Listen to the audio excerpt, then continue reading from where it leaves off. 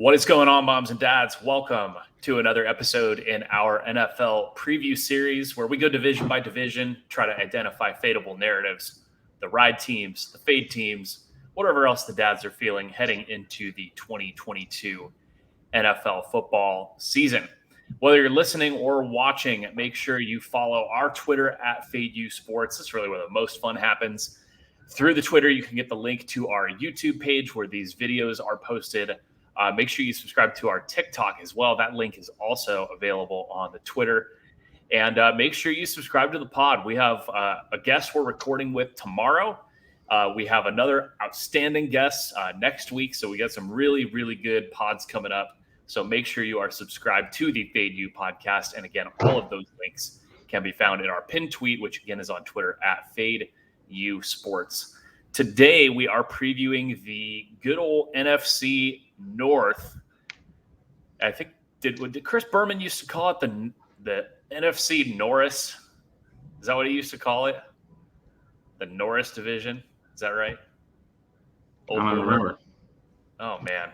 We're getting old. Size. Trying to remember Boomer on NFL primetime. But today we are doing the NFC North. It is the third of our division previews. So if you missed our NFC West or our AFC East with Fat Bills fan Jared, make sure you check those out on YouTube or in podcast form. So again, we have talked about this on both previews. We have no idea what the fuck is going to happen. So all we can do is talk about it and take our best guess. These are just perspectives and not predictions. All right. So last season in this division, Packers 13-4, Vikings 8-9, Bears 6-11, Lions complete dog shit 3-13-1. Now, how does that translate into win totals this season? That's where it gets a little interesting. Packers 13-4. I think they have 13 wins 2 straight seasons. So win total must be really high, right? How about 11? Vikings, 9. Lions, 6.5 after 3 wins last season. And then the Bears are 6.5, juiced heavily to the under. So I don't know. Where do you want to start, Neil? Let's start on top because the boring. I think it's the most interesting one. Although they're boring, I think it's the Green Bay Packers. So, right, 3 consecutive years, Maddie, with 13 wins, right? And last year, going up to 17 games and still hitting on 13. But if you remember, there was that dog shit Detroit Lion game in week 18, it would have been, that they lost by a touchdown. So you can kind of throw that one out. So you're talking 3 consecutive years at 13. You have the Davante Adams news, right? Which I think is putting a little too much into one guy, if that's the reason. Because, honestly, when I was trying to think about this team, this is kind of a quiet Green Bay offseason, especially compared to last season, right? Like last season it was, is Aaron Rodgers going to retire? Is he going to come back? Is he going to get asked to be traded? How's he going to play? Et cetera, et cetera. Like, it was really confusing if you go back and look at the narrative around the Green Bay Packers last offseason, whereas, okay, Davante Adams, but Rodgers doesn't come out and like throw a fit about it. He's doing whatever cleanse out in the desert or wherever he did his 14-day vomit and shit fest. Like, he's just being Aaron Rodgers, and who knows? Like, I'm inclined to fade if this has come down, and I kind of want to bet Green Bay over 11.5 wins. I think it's just an overreaction to Davante Adams, and I think they're going to be fine. It's just a quiet offseason. I think they're just going to go back and have business as usual Green Bay Packers type season. Yeah, there's a lot there, and I want to get the drugs right that Rodgers allegedly took. So I'm going to get on that in a second. How about this, Chris? So Packers 2019 wins 13. 2020 wins 13. 2021 win total 10.5. How many wins? 13. All this team fucking does is get 13 wins. Why is the win total 11? Yeah, I know. I was thinking that when Neil was talking, I was like, yeah, you're on the right side taking the over because all they do is go over. So it's like, it's not like, they've fucked you the last few years, but I like the angle of maybe people think, oh, no more Adams. Who do they have? Lazard's maybe their number one. Like Rodgers doesn't have anybody. So yeah, maybe they are thinking regression, and maybe that is an overplay that's kind of fading narrative. But yeah, you've got to all Rodgers has ever done is win. He's only got one Super Bowl. He has a rough time in the playoffs, but in the regular season, all they do, and we get frustrated every year because they fucking lay these bait lines with the Packers, like -4.5, -5, and we're like, oh, they've got to lose, right? And they just go out and win by 7 or 10 every time. So that's all they do, man. And they obviously always dominate that division. Rodgers owns the North. I forget a couple years ago he had some insane record against, Lions, Bears, and Vikings. So, Neil might be onto something. So all that being said, Chris, all they do is just dominate the division. They sleepwalked 13 wins. What's their week 1 line against the Vikings? Yeah, with that being said, I'm going to be on Viking poop one. What do you have that line? What is it? Week 1? I thought I saw like Packers -1, 1.5, something like that. Isn't it? Yeah, super smelly. Yeah, Sean, Packers -2 at Minnesota. A little free. I wonder. Parlay. Gosh, I wonder what Dennis will be on. I wonder. Okay, Neil, those are good points about this. Like somehow, I don't even know if it's negative buzz about them, but there's just like no buzz. And maybe you're right; that people are overreacting to Adams being shipped out and them having no-name receivers to throw to. So it'll be really, really interesting to see what those guys look like the first few weeks. And it looks like maybe they don't miss a step at all. So we shall see. How about Minnesota? I feel like this is a team that's getting a lot of buzz. A team that went 8-9 last season.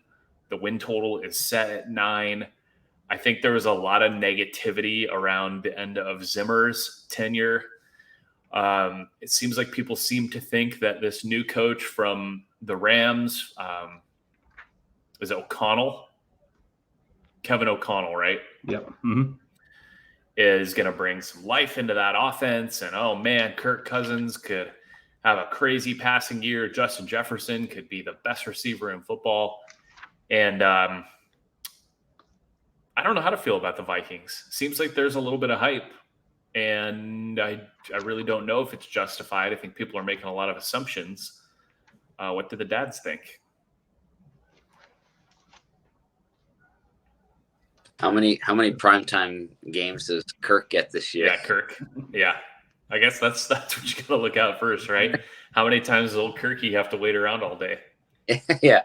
When does he get to fire off at 1 p.m.? Yeah.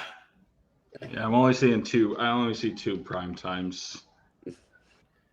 Oh, wow. What do you think, Neil? You got any thoughts on Minnesota's outlook? The only thing I was going to say to your point is the offense the problem in Minnesota, right? I don't remember last year offense being the issue. So to say that someone's going to come in and breathe life into an offense and to say, can Justin Jefferson be the best wide receiver in football? Is he not in the top 3, like with Jamar Chase, Jefferson, and Tyreek Hill at this point? Like, I don't feel like the offense in this team is the problem, right? It's the defense, which ranked 30th in yards per game last year, with a defensive-minded head coach in Zimmer.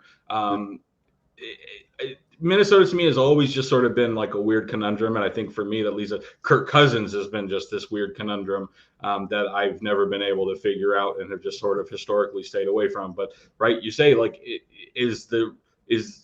the narrative is, Matt and I would agree, that can O'Connell come in and release this offense? But I don't see that as being the problem with this team, right? The problem was that they couldn't stop anybody.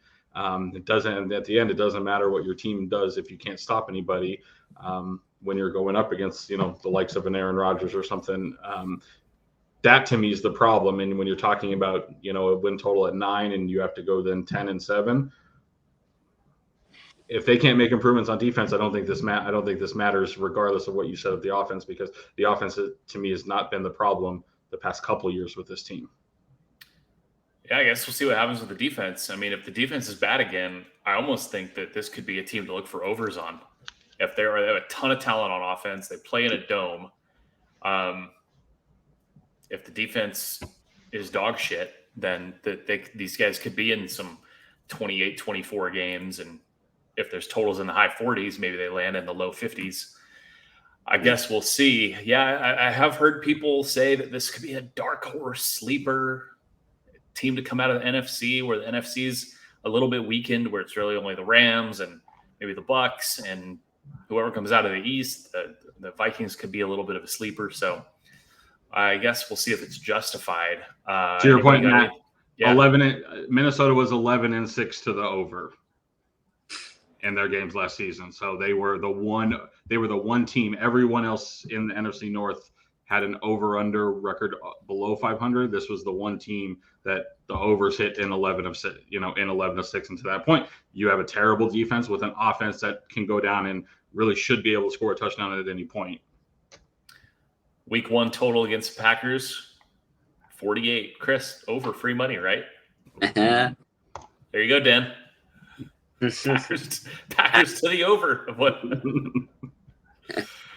Oh, boy. Okay, the other two teams I think are really interesting. Do we want to start with the trendy one or the one that people really do think is going to be scum? What do you think, Chris? You want to start with trendy poop or smelly poop? This is Chris's wheelhouse, so let's give him the option.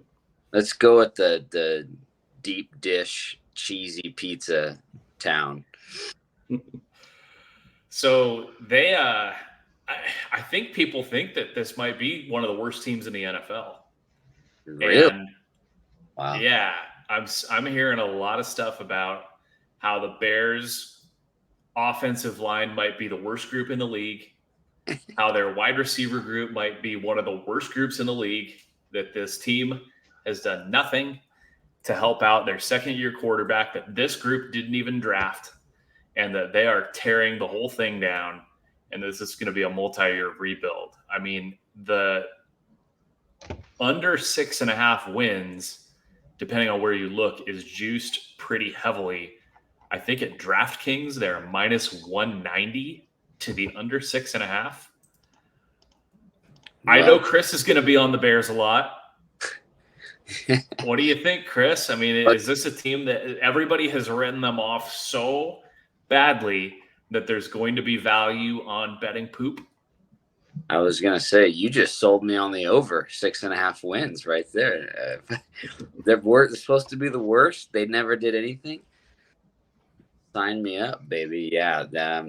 Man, it's funny. Like Neil said, I mean, you think of these cold weather teams like the Steelers, like the Ravens, these, like the Browns, the Packers, Vikings, they do have great defenses historically. That's how you win, right? And, like the Bears, right? Urlacher, I mean, historically, they just play tight.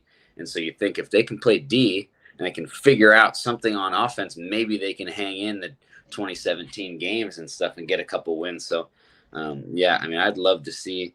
There's certain teams in the league that we always say that NFL's better when they're good. I feel like it's fun to see the Bears be good and compete against the Packers and have that like division more up in the air as opposed to the Packers waltzing through year after year. So I'd love to see it. I'd love to see, that young quarterback do well. And I mean, 7 and 10. You're telling me 7 and 10 and I'm a winner? Hey. Maybe even a plus money. Yeah. So Neil, if Chris is right, if everybody has written them off and there's all these negatives, the one thing we haven't mentioned is it can't get any worse than Nagy, right? Like whatever coach they brought in could not have been worse than the Matt Nagy experience. I mean, you look at any of these like high profile Bears fans on Twitter, whether it's Big Cat, like the fact that Nagy's gone, doesn't that have to be a positive in and of itself? You would think so. However, right, adding to that they didn't on the field give Justin Fields any help, but right, Eberflus is a defensive minded head coach. Their offensive coordinator is now comes over from Green Bay as the quarterbacks coach. This is his first role as an offensive coordinator, right? So everything, right, you can build on that narrative that they haven't given them anything to work with. But God, I would love to fade this narrative, but it's so difficult to do so because again, we talk about scum. Bears were 6-11 straight up last year, 6-11 ATS. You look for a positive to say, okay, well, this was the sixth best defense in yards per game, but they were the 22nd best defense in points allowed, right? So you have a huge gap. Why? Right? Probably the offense was so shitty. All the turnovers and all the mistakes led to the other team having great field position. But then you look at the defensive side. Khalil Mack's gone. Akeem Hicks is gone. As we're recording, who knows what Roquan Smith is going to do, right? Their best defensive player, linebackers, said that he's requested a trade, got moved off the PUP list, didn't show up to practice today as I was researching. So who knows what your best defensive player is going to do. It's really hard to find a positive narrative. But at the same time, it's 6.5 for a reason. I don't know. It's a stay away. I know Chris loves it. It's just one of those that I can't get my head around because I literally can't find a positive thing to say about this team. I'm rooting for Fields. He's, looks like he's exciting. I want him to do well, but God, it's hard to find something positive about this team as hard as you might want to look. And last but not least, America's team now. Everybody loves these guys. Everybody loves Dan Campbell. Everybody wants their team to fire their coach and hire Dan Campbell. And he's kind of a dad. But the Lions are kind of trendy as fuck. And Chris, I need you to explain to me how a team that went 3-13-1 last season has a win total of 6.5. Juice to the over. Jared Goff. No, yeah, it is. That's what's trippy because we talk about them being trendy. Everyone's high on the Lions, but Vegas is too. Like, why is it so high? Why is it not 4.5 or 5.5? Why is it so high? Does someone know something? I don't know. They still play. The Vikings are supposed to be pretty good, and obviously the Packers. So, I mean, I don't know. I don't get why. I mean, I could see, obviously we know they were scrappy last year. Maybe that's the narrative. Look at how many close games they lost. They hung with the Rams. They covered that spread. They almost beat them. They hung with the Packers when Neil got his heart broken at Kmart's house. They were leading and then lose by 21.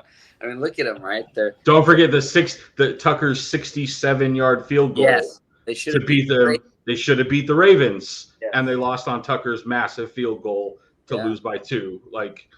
And then they dismantle the Cardinals or something. I mean, they had some good wins, and then they had some bad, close losses. So I don't know. I mean, that I guess makes sense to me that people are like, look how scrappy they were last year. They've got to win a few more, right? So I guess that's the question, right? Is how much is just being scrappy worth in terms of actually winning games and covering spreads? Because that's the thing with Dan Campbell. It's culture, work hard, and we're going to be tough, and we're going to bite people and fucking kill people and shit. Does that translate to actually playing well and winning and covering? I'd leave the Lions, or go ahead, Chris. Right, you'd want to take them to cover spreads, but like you said, just because you lose by 3 you're not getting there on the win total, right? Yeah, and we'll see what their spreads come in on. Like if everybody is kind of expecting big things, are they going to now is that going to be baked into their lines? Are they going to only be getting 3.5 or 4 when previously they'd be getting 5.5, 6? Like, how much is this going to be baked into the line? This idea that they're scrappy and they're tough and they're going to hang in there. What do you think, Neil? I'm rooting for them. I want them to do well. We were big Lions backers last year. Did get our hearts broken, but that should be expected whenever you bet on poop. I do think just with the pieces that they've added, some of the injury pieces that have come back, like Akuda, who was missed all last year. They did have 2 first-round picks. They added DJ Chark. They're gonna have all the weapons on offense. It's can the guy who's expected in Chris's eyes to get them there, Jared Goff, does he have anything left? And so offensively, that's going to be your question. Let's not forget, like, this was a team that did get blown out, right? And I do see how, like, they go 3-13-1, but in their last 6 games they went 3-3. I discount that last game that they had against Green Bay because Green Bay played Jordan Love, I think, for like at least a half, if not, was it 3 quarters?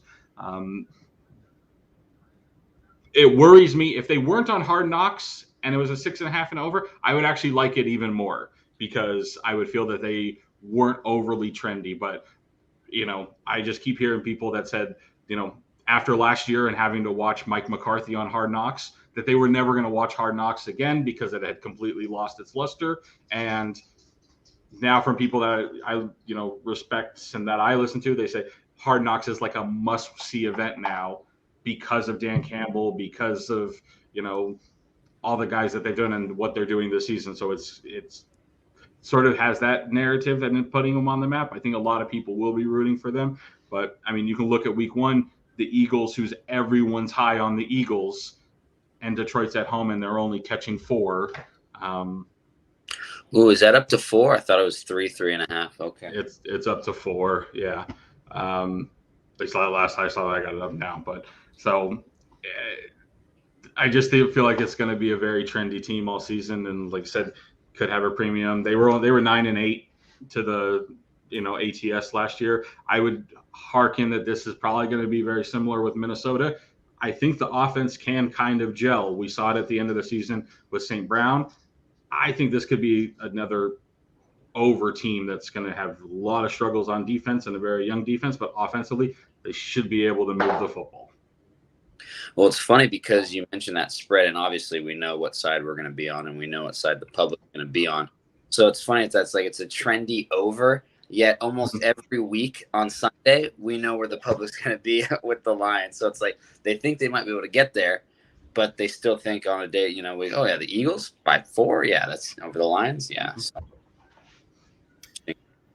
I want to know what the line is when the Lions and Bears play, because you have the team that everybody's really down on and then kind of the bad teams that everybody's high on. So that will be a lot of fun whenever that happens. So, all right, everybody, thank you for listening to our NFC North preview. We've got 3 done, and we've got 5 more coming up between now and the start of the season. Keep an eye out for a couple of pods with guests here this week and next week. Follow everything on Twitter at FadeU Sports. Subscribe to the pod, and we'll catch you guys next time. Have fun in Vegas. That poop.